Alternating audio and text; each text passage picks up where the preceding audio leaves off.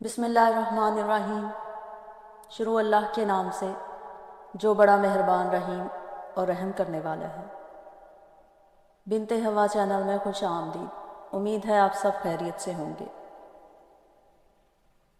Video کا آغاز کرنے سے پہلے ہمیشہ کی طرح ایک بار درود پاک پڑھ کر حضور نبی کریم حضرت محمد صلی اللہ علیہ وآلہ وسلم کی ذات اقدس میں تحفہ ہدیۃً نذرانہ پیش کریں تاکہ آخرت میں یہ ہماری نجات کا سبب بن سکے۔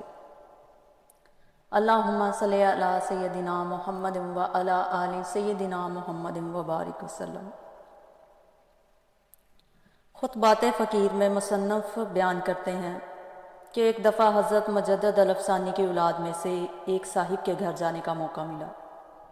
ان کے بچے گھر کے گراؤنڈ میں فٹ بال کھیل رہے تھے۔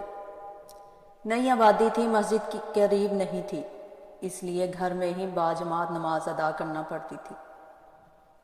جب ہم نے مغرب کی نماز کے لیے اذان دی اور صفیں بنانا شروع کی تو ہم نے دیکھا کہ جو بچے فٹ بال کھیل رہے تھے، چھوٹے بڑے سارے ہی آئے اور آ کر صف باندھ کر کھڑے ہو گئے۔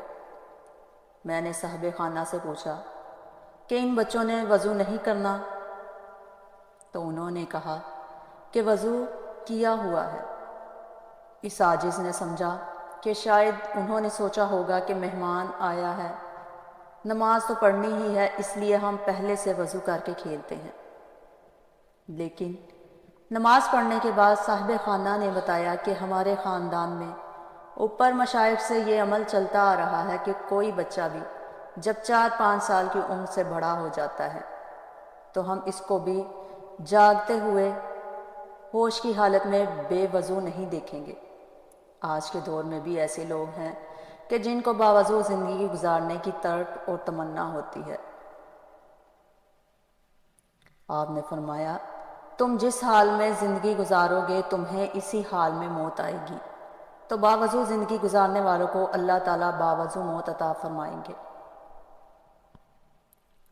اس لیے ہمیں بھی زندگی کو ایسے گزارنا چاہیے جس میں اللہ کی رضا حاصل ہو۔ ہر ممکن کوشش کریں کہ اپنی زندگی کو باوضو اور بعمل گزاریں۔ بچوں کو اسلامی تعلیمات کی روشنی میں تربیت دیں تاکہ وہ بھی نیک اعمال کی طرف راغب ہوں۔ جزاک اللہ۔